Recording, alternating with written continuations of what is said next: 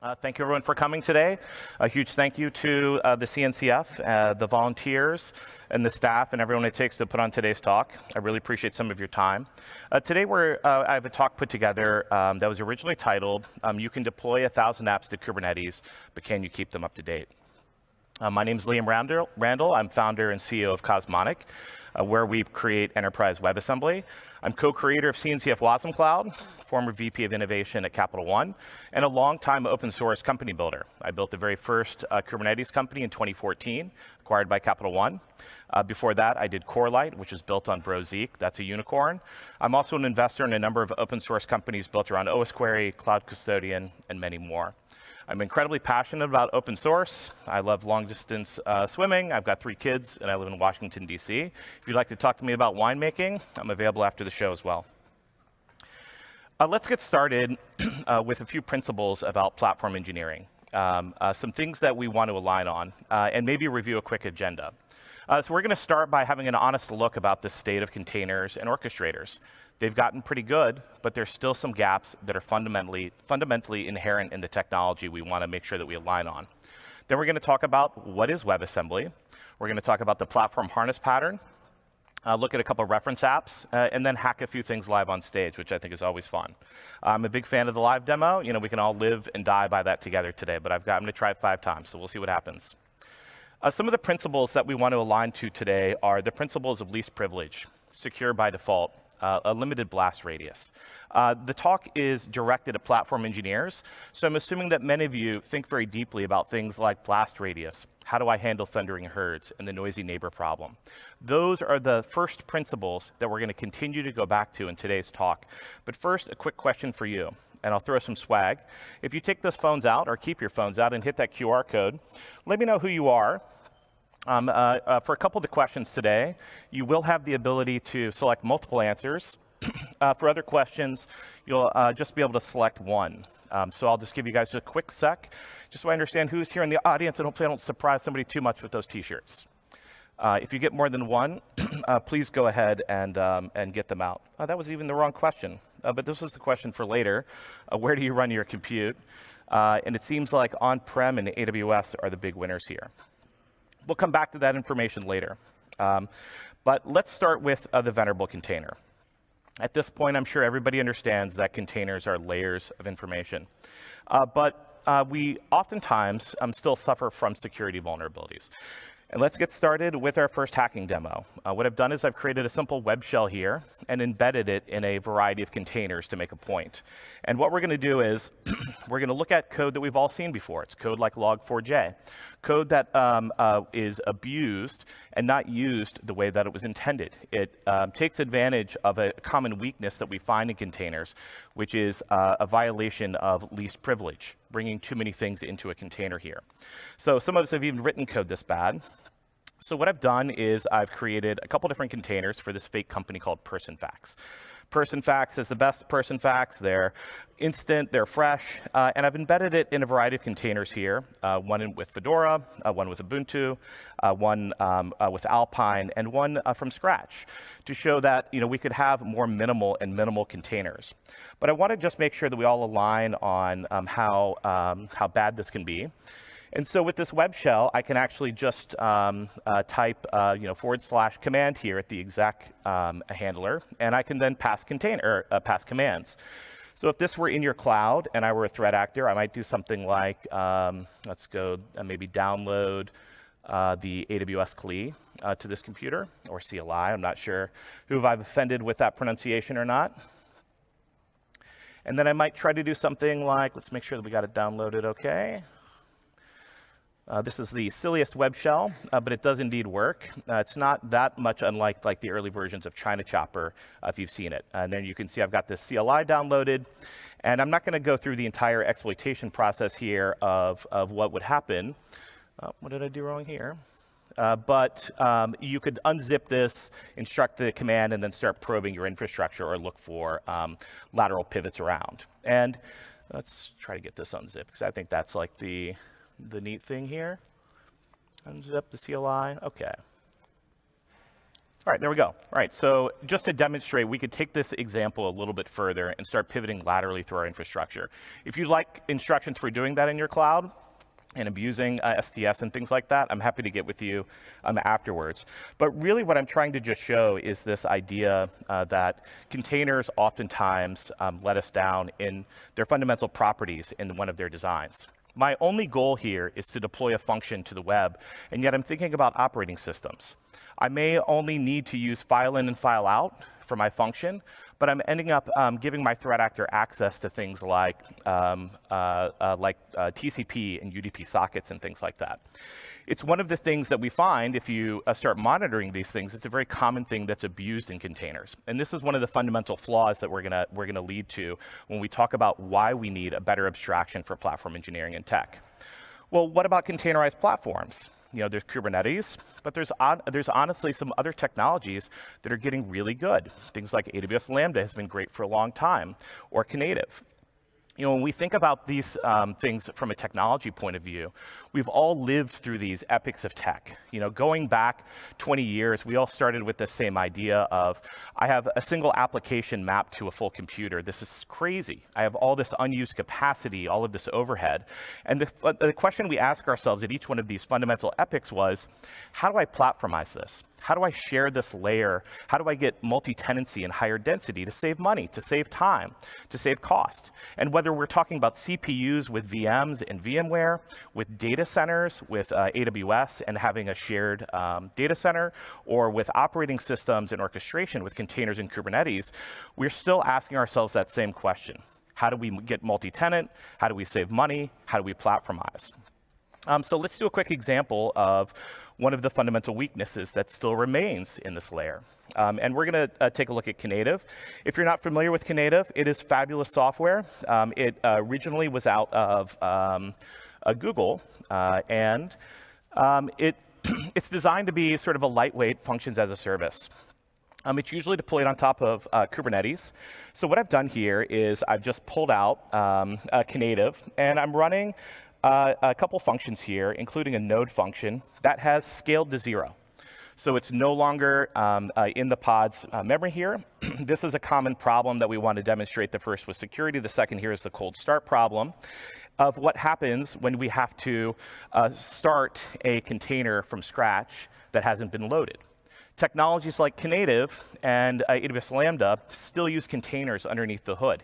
And even highly optimized, they're still essentially slower than a network request. So this very first hit, you can see it took 1.2 seconds.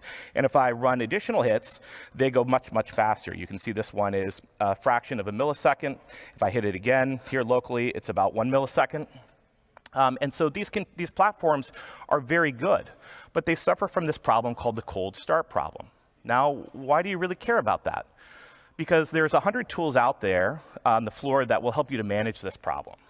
They will help you to cost optimize, they'll help you to auto-scale, but you still can't get past the fundamental inherent properties that containers take longer than a network request to start. And that means that if you want your container to be available, it needs to be running, whether it's being used or not. And what this leads to is the high cost of cloud computing, what everybody complains about. Because of your SLAs, your SLOs, if you're not familiar with those words, that's I need to run multiple copies so that I'm reliable, I'm redundant, I'm available. I now have to run more copies, or perhaps for data locality, for GDPR.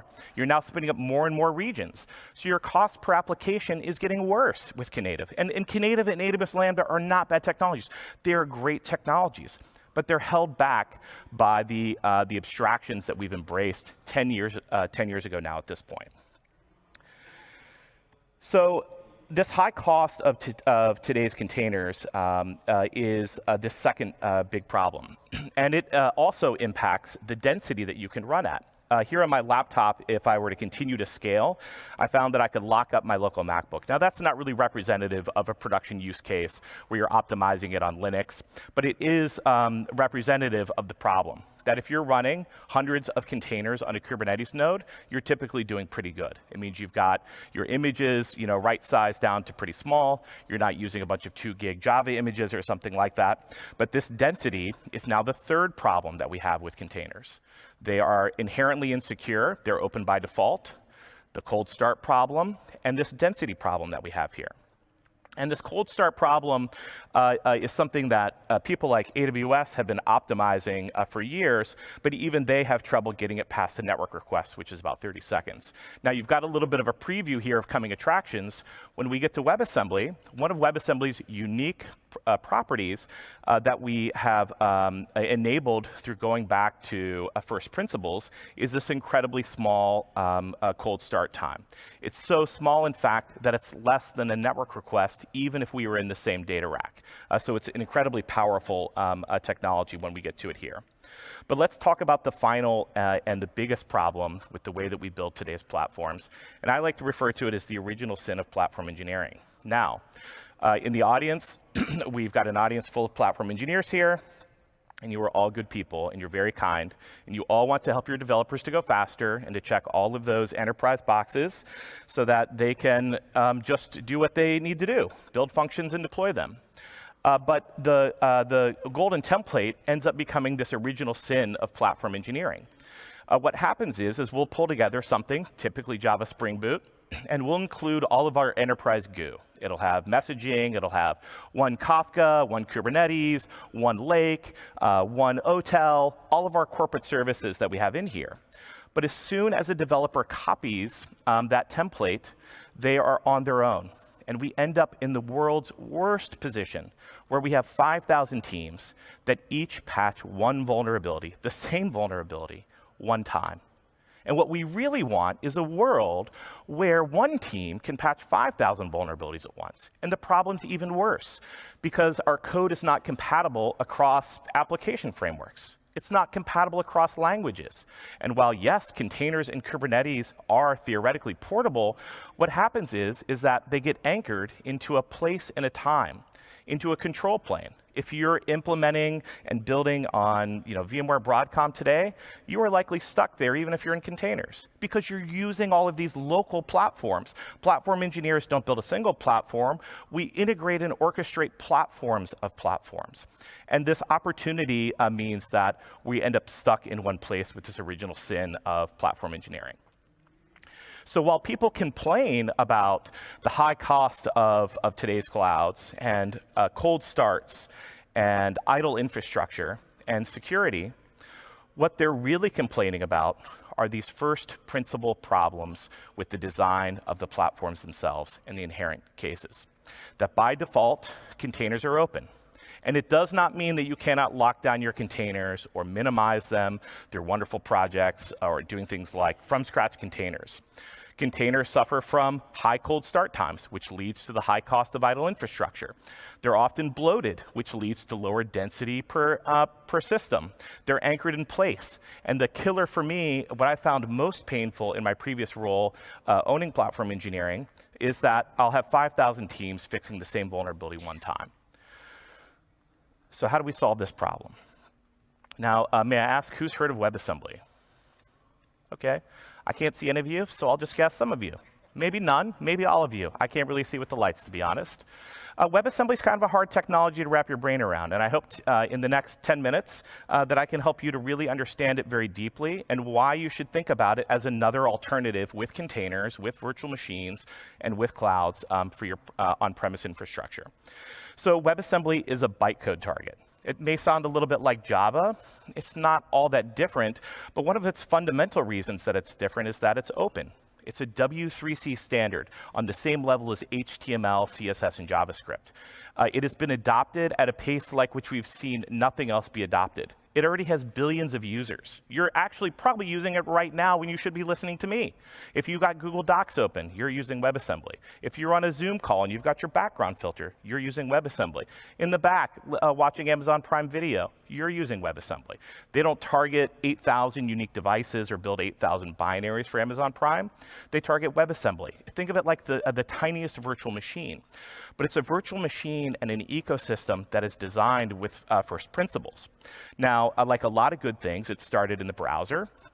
So it already works in V8, which is Chrome. It already works in Safari. It already works in SpiderMonkey, which is Firefox. And you can even run it on your servers with projects like CNCF wasmCloud, which is incubating. We've got around 350 enterprise contributors there. And there are even a couple of other orchestrators and runtimes that are also in the CNCF. So you've got a couple options here. Now it's neat because there's a standard that's called a WebAssembly component. And a WebAssembly component is like a really tiny virtual machine with a neat property. We declare the inputs and the outputs when we build them.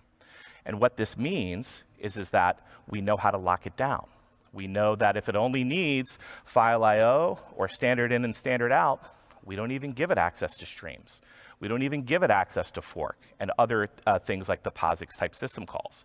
Now, it's really easy to compose two WebAssembly modules together, and you're like, Liam, that's dumb. I can compose Rust and Go today. But how do you do it? You build a container, you set up a web server, you set up gRPC, and if it happens in milliseconds, you're like, I'm awesome. WebAssembly is neat because it's language interoperable. So when we have a string in Rust or a string in Go, they're lifted and lowered so that they're the same, and it's smart. So if you've got two things in Rust, it doesn't even shortcut them. It just connects them directly there. And when we compose WebAssembly, we have this share nothing linking. We have separate stack-based virtual machines that are interface-driven, just like Lego blocks. If it fits, I get.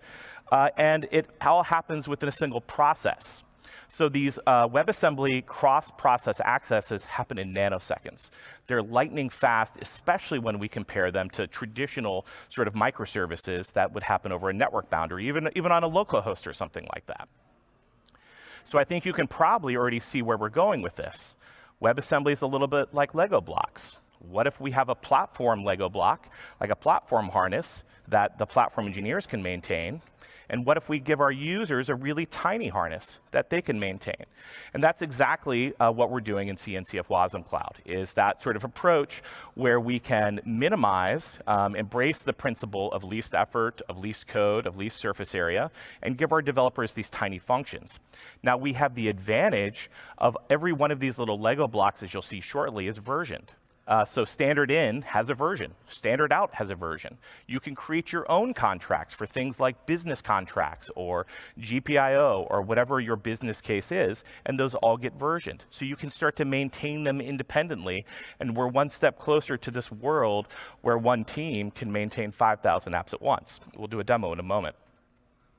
So this is our vision for what platform engineering looks like with WebAssembly and CNCF wasmCloud.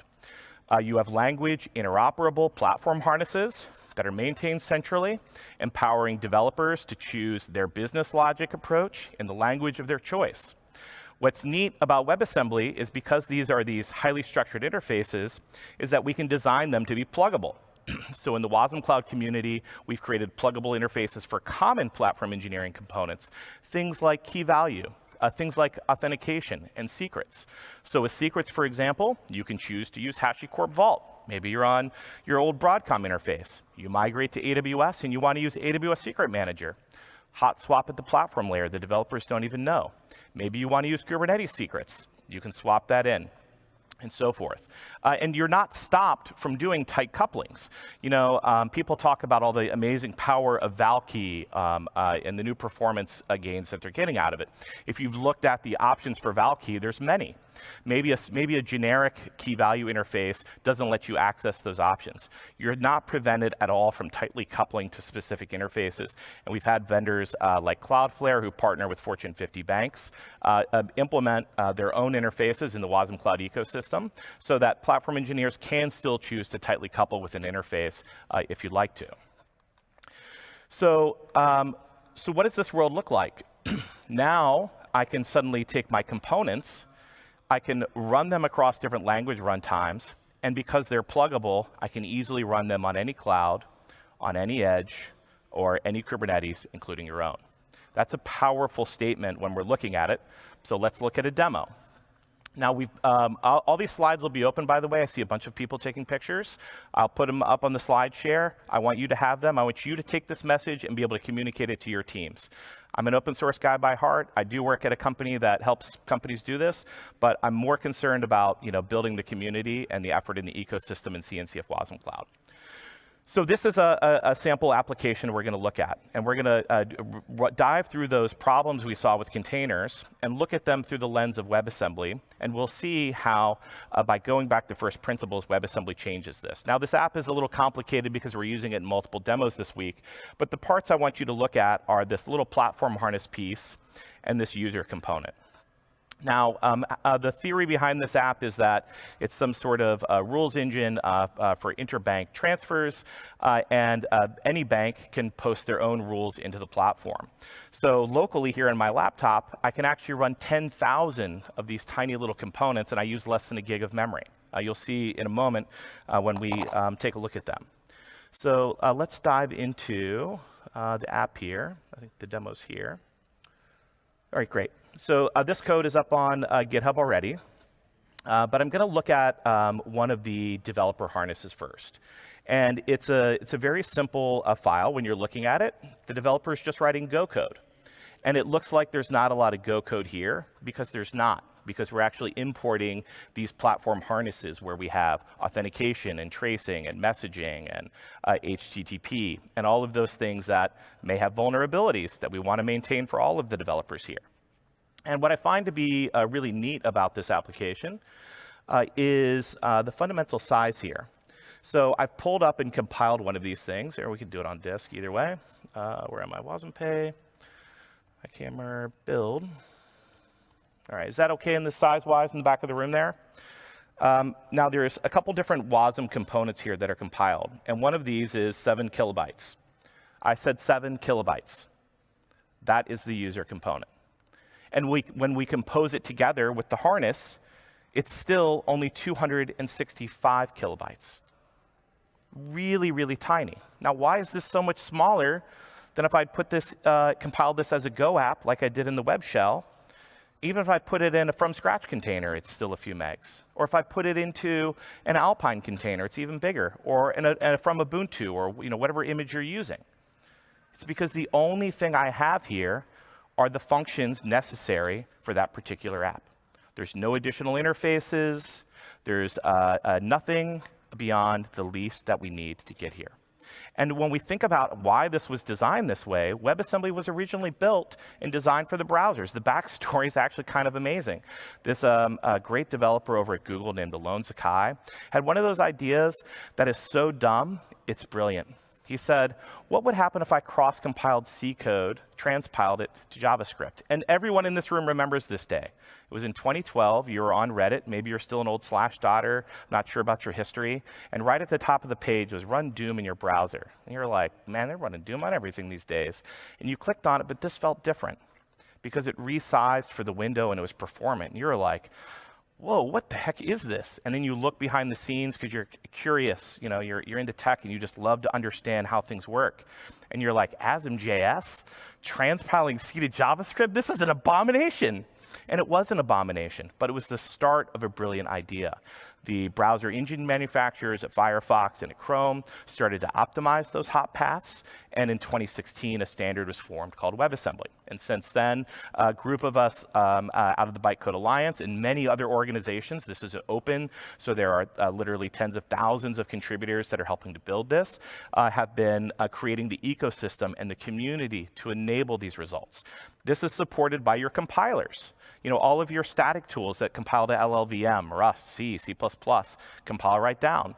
Go and TinyGo have support. We can compile Python on a limited basis. And last week, Oracle even announced that they're working on a Java port for WebAssembly, which is truly the white whale that we'll get to. So these components are incredibly small, and when we spin them up, they give us the ability to build platforms at scales that were previously not fathomable. So here I'm looking at WebAssembly clusters on CNCF wasmCloud that are running across AWS, Akamai, and my on-prem. And we're using the sort of pluggability of WebAssembly underneath the hood here in order to enable this really high multi-tenancy. So I've got two wasmCloud hosts, which are just executables. You can put them in a container. We ship them with CRDs for all the different layers and an operator, following best practices. So you can use kube control right out of disk in order to get these things running. They're compatible with Argo, GitOps, all of your other types of solutions. And you can easily deploy them out here. So I've got a number of components here that are running, and I can set limits on them and resources just like I would my other technology here. So here I'm limited some of these interfaces to be a 100, and if I actually look at the sort of fake company here, I think I can send $100 in US dollars, but there's a rule that's written so that if I try to send it in Great British pounds, it should fail out because there's a rule there. So transaction failed validation, unsupported currency. So I have a longer demo there with Argo. If you'd like to see it, come to the booth. I am short on time, so I'm going to make sure that I get through the rest of my content here. So maybe next question. I'll throw a couple more swag. What are the most popular languages that you're using at work? Good research question here. This is a nice little purple platform engineering shirt. See, I told you if you sat up front, I was not going to get these very far. Maybe try to get one a little further this time. There we go. Maybe another one right here. All right. And hopefully that's your size. Now you can see a bunch of platform engineers. Go is there, but I would have guessed Java was going to be our big winner here, and I'm not surprised. My conservative estimation is that Java makes up around 60 to 65% of the enterprise microservice market, with what we're seeing on Kubernetes, with Python or Go being a solid number 2 here. So what did we see with that tenant evaluator? We saw really tiny pieces of code that the developers wrote. This is what it compiles down to from an interface perspective. Now, what I'd like you to note from the interfaces here is that you can see that this interface doesn't have all of POSIX, the 500 system calls that are available to it. It has standard in, it has standard out, it has streams, it has some file pre-opens and things like that. But the platform harness itself, when we bring that in, brings in a couple of really critical capabilities, messaging, as well as HTTP. And I'll call out a hidden dividend of this approach is that let's imagine that you wanted to create additional triggers for these functions. You can simply create triggers for SQS or whatever triggers you want and reuse that same harness, because the harness plugs into an interface that I'm calling validation. And on the other side of validation is where I'm sourcing my request. If that's not clear to you, I can whiteboard some things with you afterwards. So this is a very powerful approach. So if we compare this to why not containers and why WebAssembly, we now have a platform that is capability-based. I start with nothing in my sandbox, and I grant it one capability at a time. I can scale to 0 with 0 cold starts. They're incredibly small, so I can get tremendous density in my platforms. They're portable, not just in theory, but across both clouds, as well as different capabilities because they're pluggable. And instead of this world where 5,000 developers fix the same vulnerability one at a time, I can move to a world where one team can fix 5,000 applications at once. So let's maybe do one more demo, and then I might have time for one question. What about more complicated things? I've got these interfaces. In this particular demo, which I'm not going to execute live, but I can afterwards if somebody wants to see it, I've got an unchecked file input. Could we leverage the power of this component model in order to virtualize that interface? Yes, we can. So here's another view on what we're doing here underneath the hood. We have our platform harness that imports, HTTP and Postgres and all of these databases running on CNCF wasmCloud. A developer is able to import it, but in this case, the developer does need access to the file system. We're uploading files, and we're changing them. Well, in this case, we can use a technique called wasvert, which would enable us to actually take one of those interfaces and virtualize it into the file system. So developers are completely unaware that they're even running with a virtual file system. Maybe when they're developing locally, we attach them to local disk, and when we run them on our platform, we virtualize it, It's the same sort of component composition. We take our code, we're going to take that file system pre-opens, and we can use that command at the top in order to virtualize it out. And then when I run this at disk, this is open if you want to play with this little exploit later, or you can have ChatGPT create it just like I did yourself. You can virtualize it yourself. So in closing, this is a really powerful approach, and this is not theoretical. At the last KubeCon, we had this amazing talk from American Express, who came out and talked about why they selected CNCF wasmCloud for their platform engineering, what were their requirements, and how they were using the platform harness approach. Just a couple weeks ago, we were surprised by 4 blog posts by the Norwegian Food Safety Agency, which talked about leveraging CNCF wasmCloud for building their platforms. And we have a project from a group of telcos in a thing called the TM Forum that has just crossed 1 million downloads. This is people like Orange, Vodafone, and others that are building their platforms on CNCF wasmCloud. I really look forward to getting to know you. We'll be back at the Cosmonic booth afterwards for questions. We've got the wasmCloud booth out on the pavilion floor as well. If you come to wasmCloud.com, you can click join our Slack. You can come and hang out and ask any questions you want. The whole core team is in there. I think I'm out of time for questions, but I will be available here on the side of stage. Thank you so much for your time.